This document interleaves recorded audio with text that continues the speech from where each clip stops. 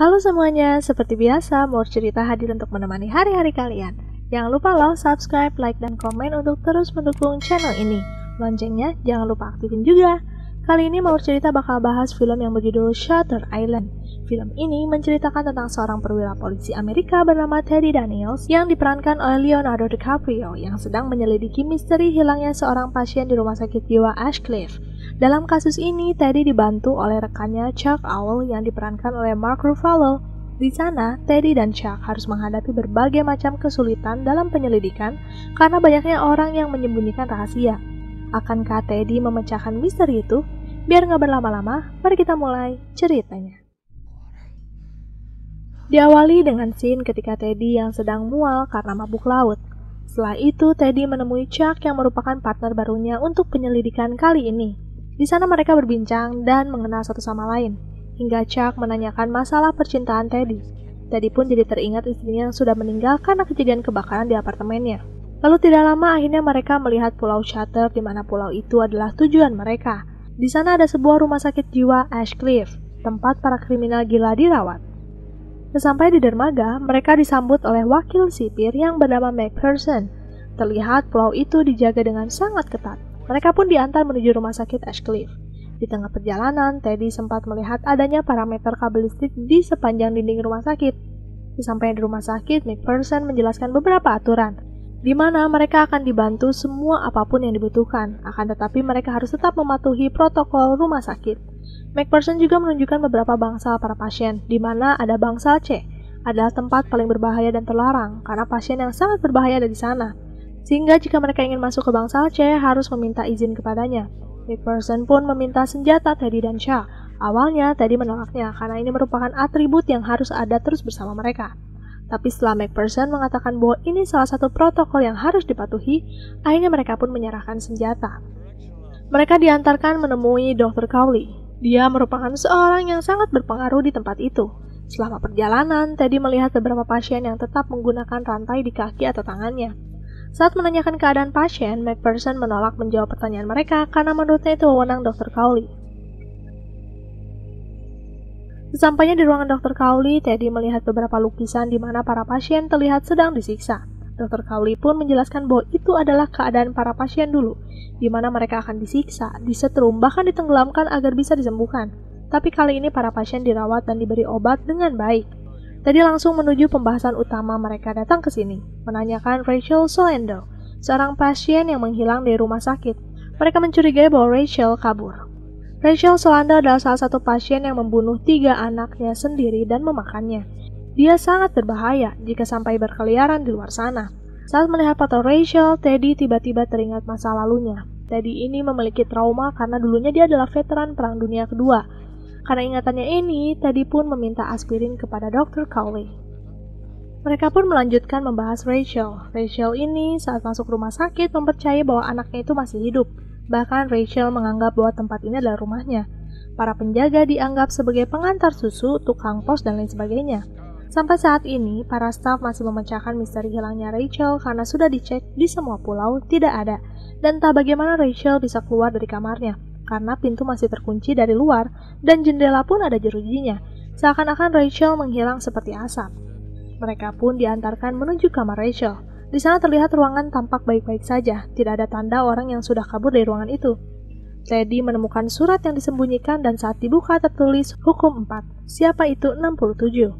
Dr. Cowley mengkonfirmasi bahwa itu memang tulisan Rachel, tapi mereka tidak paham apa dari arti tulisan itu. Singkat cerita, mereka berpindah tempat. Di sana Dr. Cowley menunjukkan tangga utama yang dicurigai jalan Rachel melarikan diri. Padahal malam itu 7 perawat sedang main poker di sana. Rachel seperti tidak terlihat. Mendengar hal yang tidak masuk akal, Teddy meminta data arsip pegawai kepada Dr. Cowley. Akan tetapi Dr. Cowley tidak langsung menyetujui permintaan Teddy. Padahal ini adalah prosedur penyelidikan yang biasa. Dr. Cowley malah menyarankan Teddy dan Chuck untuk ikut pencarian Rachel dengan Deputy Warden. Di lokasi pencarian, terlihat batu karang di mana-mana. Pulau ini hanya memiliki satu jalan masuk yaitu di dermaga utama, sedangkan sisanya hanya batu dan karang besar mengelilingi. Ada kemungkinan Rachel terjatuh ke bawah dan tidak mungkin selamat. Di sana juga ada mercusuar tua yang digunakan untuk penyimpanan limbah, tapi Rachel pun tidak ada di sana. Pencarian pun dihentikan karena hari sudah mulai gelap. Dilanjutkan penyelidikan di rumah sakit dengan para staf yang menjaga di malam Rachel hilang. Semua staf mengatakan bahwa mereka tidak melihat apapun. Lalu Teddy menanyakan hal lain tentang kegiatan Rachel sebelum diantarkan ke kamarnya. Seorang perawat mengatakan bahwa sebelum masuk kamar, Rachel ikut sesi grup terapi yang dipimpin oleh Dr. Sheehan. Dr. Sheehan ini adalah psikiater utama Rachel. Sayangnya, Teddy tidak bisa bertemu Dr. Sheehan karena pagi ini dokter itu sudah pergi liburan.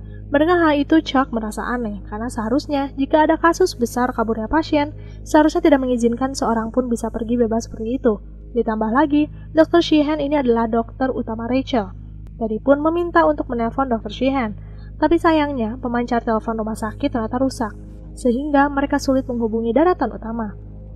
Setelah dari ruangan telepon, Dr. Cowley mengajak Teddy dan Chuck ke rumahnya. Diiringi sebuah musik yang kembali mengingatkan Teddy dengan kejadian Perang Dunia Kedua.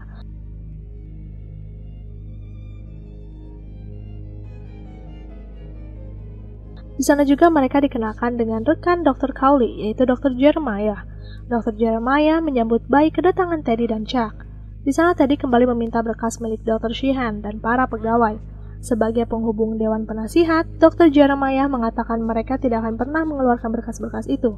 Teddy menjadi sangat kesal, dan dia pun ingin menghentikan investigasi. Mereka akan menyerahkan kasus ini ke FBI. Mereka akan pulang besok pagi. Di tempat istirahat, Chuck menyayangkan jika mereka harus menyerah. Tapi di sini Teddy pun sama tidak ingin menyerah, karena dia merasa Rachel keluar dibantu seseorang. Tapi mereka belum menemukan petunjuk apapun. Lalu di sini terlihat mimpi Teddy dengan istrinya yang mengeluh Teddy minum alkohol dan terungkap alasannya minum karena dulu dia membunuh banyak orang yang membuatnya sangat frustasi. Istrinya tiba-tiba berkata bahwa dia masih ada di sini. Dan Teddy jangan pergi. Teddy memeluk istrinya. Tidak lama istrinya berubah perlahan-lahan dan kembali mengatakan bahwa dia masih di sini. Ladies. Keesokan harinya, Teddy kembali melanjutkan investigasi, karena cuaca buruk dan kapal feri tidak akan datang. Teddy ingin berbicara dengan pasien yang satu grup dengan Rachel saat sesi terapi. Permintaan mereka pun dikabulkan. Teddy menanyakan beberapa pertanyaan, tapi pasien tidak memberikan jawaban seperti yang diharapkan. Bahkan Teddy mencurigai semua percakapan mereka diatur. Lalu ada scene di mana salah satu pasien yang bernama Cairns sempat meminta minuman kepada Chuck, dan saat Chuck pergi, Cairns menuliskan sesuatu di note. Setelah menginvestigasi pasien, Chuck menanyakan siapa itu Andrew Ladies, yang terus ditanyakan kepada semua pasien oleh Teddy. Terungkap, Andrew Ladies ini adalah teknisi di apartemen Teddy yang menyebabkan kebakaran di apartemennya dulu. Itulah alasan Teddy mengambil kasus ini, karena dia tahu Ladies dirawat di sini. Tapi saat tahu Ladies dirawat, rekam jejaknya seakan-akan menghilang, sama seperti Rachel sekarang. Lalu selanjutnya Teddy memutuskan mendatangi tempat pemakaman. Dia ingin mengetahui jika saja Lady sudah mati. Di sana juga Chuck menanyakan pesan yang disampaikan Cairns kepada Teddy sebelumnya. Chuck mengetahui itu, dan saat ditunjukkan tertulis lari. Cuaca semakin memburuk, dan Chuck meminta menghentikan pencarian. Sambil menunggu cuaca membaik, Teddy menceritakan masa lalunya. Teddy menceritakan masa lalunya saat mendatangi perbatasan Dachau, Jerman. Pasukan SS menyerahkan diri dan terlihat banyak mayat menumpuk di depan gerbang. Komandan pasukan SS bunuh diri, sehingga itu mengacaukan rencananya. Pasukan Teddy menggiring semua anak buah pasukan SS, dan salah satunya ada yang kabur. Mereka menembaki dengan secara brutal. Itu bukan perang, tapi pembantaian. Itulah mengapa Teddy terhantu-hantui dengan masa lalunya. Di sini, Teddy menjelaskan alasan lainnya datang ke rumah sakit ini. Karena Teddy menemukan rumah sakit Ashcliffe ternyata didanai oleh organisasi khusus, House and American Community, organisasi komunis. Teddy ternyata sebelumnya pernah menemukan mantan pasien Ashcliffe yang bernama George Noyes. George adalah orang yang dibayar untuk melakukan pengujian dengan rumah sakit ini. George menceritakan apa yang sudah terjadi di rumah sakit. Para dokter membuat pikiran pasien kemana-mana yang menyebabkan menjadi agresif dan akhirnya dimasukkan ke bangsal C. Tapi anehnya, setahun kemudian dia bebas dan beberapa bulan kemudian melakukan pembunuhan. Teddy takut kejadian di Dachau akan terulang, bagaimana komunis bisa membunuh sesama bangsanya. Rumah sakit ini sedang melakukan eksperimen, menjadikan manusia menjadi senjata. Chuck pun merangkai rencana Teddy dari penyelidikan Teddy mengenai Ashcliffe hingga akhirnya dia ditugaskan di sini. Chuck malah takut bahwa Ashcliffe berniat menjebak mereka berdua. Semua ini tercium seperti rencana rahasia pemerintah untuk mereka. Sejak awal, mereka menyelidiki Rachel, tapi tidak ada tanda-tanda Rachel pernah hidup di sana. Mereka sedang diawasi selama ini. Tiba-tiba muncul Nick Person yang menjemput mereka. Setelah kembali ke rumah sakit, mereka mengganti pakaian mereka yang basah dan sementara diberikan pakaian petugas bangsa C karena hanya itulah yang tersisa. Teddy dan Chuck pun menemui Dr. Cowley yang sedang rapat. Mereka menunggu di sudut ruangan.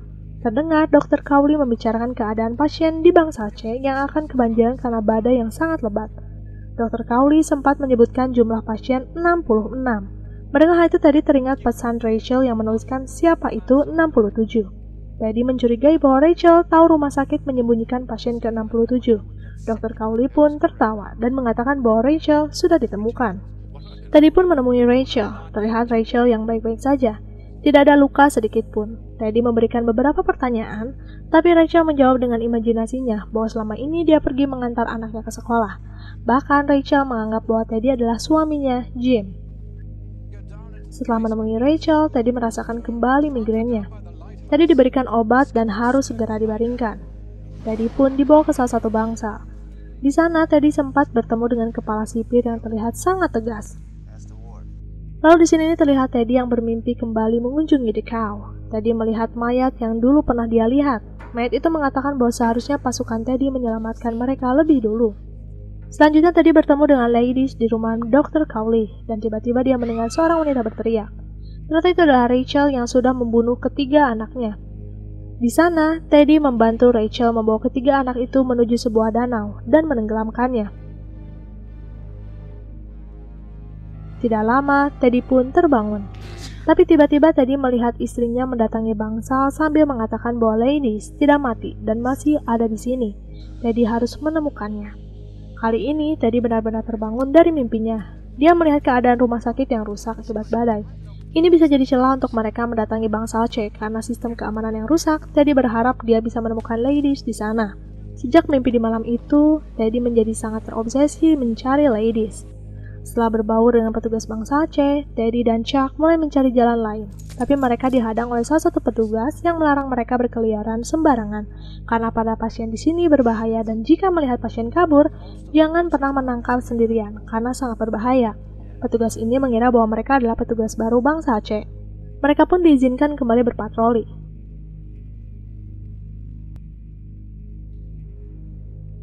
Saat melihat sekitar, mereka dikejutkan dengan salah satu pasien yang sedang main kejar-kejaran. Teddy malah mengejar pasien itu. Saat mencari pasien, Teddy malah dicekik dari belakang. Pasien itu mengatakan bahwa dia ingin tinggal di luar sana.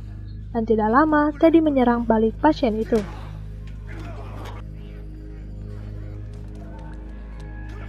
Chuck dan petugas pun menahan tindakan Teddy yang tidak terkendali. Petugas segera membawa pasien kembali ke selnya. Sedangkan Teddy kembali melihat sekitar bangsal C. Banyak pasien gila dan terlihat berbahaya di semua sel. Hingga ada satu sel yang membuat Teddy terhenti. Teddy kira itu sel milik ladies. Ternyata itu adalah sel George Noyce. Teddy sangat terkejut. Ada George Noyce di sini. George menyalahkan Teddy atas semua yang terjadi padanya kali ini. George juga menjelaskan bahwa rumah sakit sebenarnya sedang melakukan eksperimen untuk Teddy, bukan Teddy yang sedang menyelidiki kasus. Bahkan George mengatakan bahwa Chuck adalah bagian dari rencana ini. Di sana Teddy juga mendapatkan petunjuk untuk pergi ke mercusuar mencari bukti. Setelah menemui George, Teddy kembali bertemu dengan Chuck. Di sana Chuck melarang Teddy ke mercusuar karena dia sudah mendapatkan data rekam medis milik ladies. Tapi Teddy tetap bersikukuh pergi ke mercusuar dan meminta Chuck menunggunya saja. Karena Teddy ingin pergi seorang diri.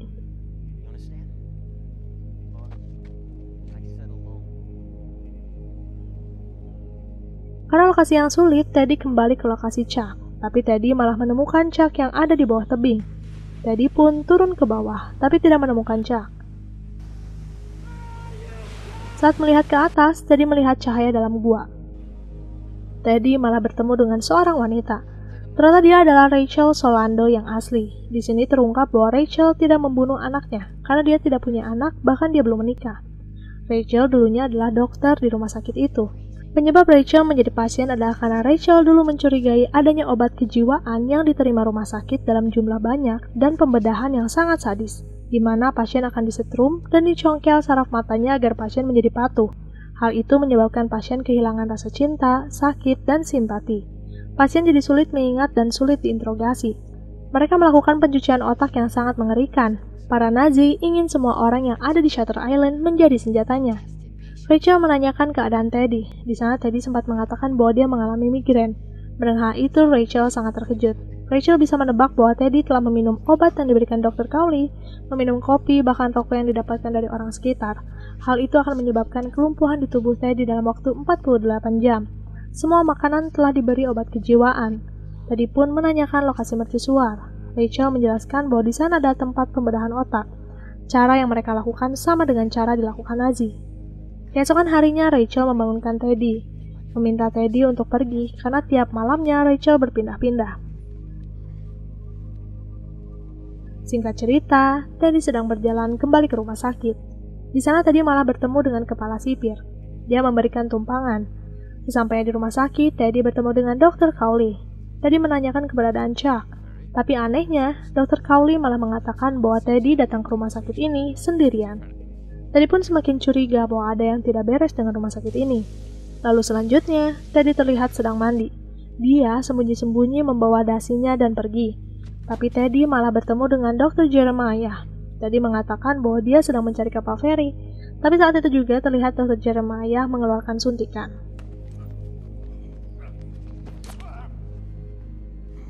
Setelah melumpuhkan Dr. Jeremiah, Teddy menuju sebuah mobil. Saat akan mempersiapkan rencana, muncul sosok istrinya yang melarang Teddy pergi dari pulau itu maupun pergi ke mercusuar. Teddy menahan rasa sedihnya dan tetap meledakkan mobil untuk mengalihkan perhatian para penjaga.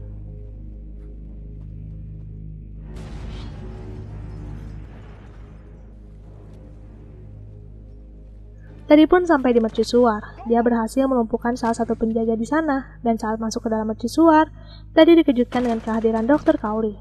Di sana Teddy menceritakan rencana jahat rumah sakit ini dan bagaimana dia akhirnya bisa bertemu Dr. Rachel. Mendengar hal itu, Dr. Cowley pun mengatakan bahwa itu hanya delusi yang dialami Teddy. Terungkap, Teddy ternyata pasien rumah sakit ini selama 2 tahun. Teddy tidak percaya begitu saja. Akhirnya Dr. Cowley menyerahkan berkas milik Teddy. Di sana tertulis bahwa Teddy adalah mantan marinir yang membebaskan Dick Howe. Tapi Teddy adalah pribadi yang berbahaya karena tidak memiliki rasa penyesalan atas kejahatannya dan menyangkal semua perbuatannya. Setelah membaca berkas itu, Teddy masih tidak percaya. Dr. Cowley pun menunjukkan tulisan. Di sana tertulis nama-nama yang selama ini dicari Teddy. Tapi di sini juga Dr. Cowley memanggil nama Teddy sebagai Andrew. Dr. Cowley menyebutkan nama yang ada di papan ini adalah anagram yang diacak oleh Teddy selama ini. Ladies yang dicari selama ini adalah dirinya sendiri, dan Teddy adalah pasien yang ke-67. Dr. Cowley sudah hafal semua fantasi yang terjadi, bahkan apa yang terjadi sekarang selalu berulang selama 2 tahun. Dr. Cowley membiarkan Andrew hidup dalam delusinya, berharap semua akan kembali, tapi ternyata tetap gagal. Teddy adalah pasien paling berbahaya yang ada di rumah sakit ini. Bahkan terungkap bahwa George terluka wajahnya karena ulah Teddy.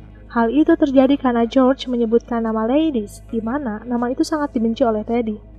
Dr. Cowley mengatakan bahwa Dewan Penasehat sudah bingung dengan keadaan Teddy. Mereka sepakat membawa Teddy ke laboratorium. Tidak lama di belakang Teddy muncul Chuck, yang ternyata Chuck ini adalah Dr. Sheehan yang selama ini Teddy cari. Dr. Sheehan adalah psikiater pribadi Teddy. Melihat semua penjelasan yang ada cukup membuat Teddy kebingungan dan membuatnya frustasi. Saat melihat ada celah, Teddy membawa pistol miliknya yang selama ini disita, dan Teddy pun menembaknya. Setelah tahu tidak terjadi apapun, Dr. Sheehan menjelaskan bahwa pistol itu adalah mainan. Mereka berdua telah menerangkan semua kebenaran yang ada. Dr. Sheehan mengatakan bahwa istri Teddy adalah maniak gila yang menyebabkan kebakaran di apartemen. Walaupun orang sudah mengingatkan Teddy, Teddy malah ikut pindah ke rumah danau, di mana rumah itulah tempat istrinya membunuh ketiga anak Teddy. Jadi yang selama ini dimimpikan Teddy adalah anaknya sendiri. Saat melihat foto anaknya, Teddy teringat masa lalunya. Di sini terlihat Teddy yang pulang kerja dan saat mencari istrinya ternyata sedang ada di belakang rumah. Teddy menanyakan anak-anaknya. Istrinya menjawab bahwa anaknya pergi ke sekolah. Tapi Teddy sadar bahwa hari itu adalah hari Sabtu. Jadi anak-anak libur. Saat melihat sekitar, Teddy melihat ketiga anaknya mengambang di danau.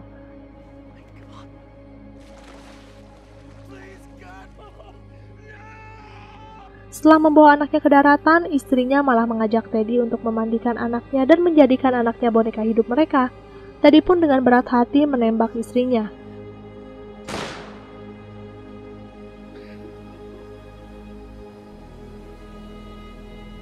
Setelah terbangun, Dr. Sheehan dan Dr. Cowley kembali menanyakan alasan Teddy datang ke sini. Teddy menjawab bahwa dia dibawa ke rumah sakit ini karena dia membunuh istrinya. Hal itu disebabkan karena istrinya membunuh anak-anaknya. Bahkan di sini, Teddy sudah sadar bahwa dia bukan Teddy, melainkan Andrew. Mendengar hal itu, Dr. Cowley senang karena Andrew telah kembali. Tapi ada ketakutan juga, karena 9 bulan yang lalu Andrew pernah mengalami kemajuan seperti ini, tapi kemudian mundur dan kembali berulang. Satu-satunya cara menghentikan fantasi Andrew adalah dengan menerima kenyataan. Andrew pun menyatakan bahwa dia telah menerima kenyataan yang ada. Lalu di sini terlihat Andrew yang sedang melihat sekitar, dan tidak lama Dr. Sheehan mendatangi Andrew. Di sana Andrew menanyakan langkah selanjutnya. Dr. Sheehan bingung dengan maksud Andrew. Andrew pun mengatakan bahwa mereka harus pergi dari tempat ini sambil memanggil Dr. Sheehan Chuck. Dr. Sheehan pun memberi clue kepada dokter yang lain bahwa ingatan Andrew kembali mundur. Percobaan mereka gagal. Di akhir scene, Andrew sempat menyebutkan kalimat daripada hidup sebagai monster, lebih baik mati sebagai orang baik, dan pergi meninggalkan Dr. Sheehan.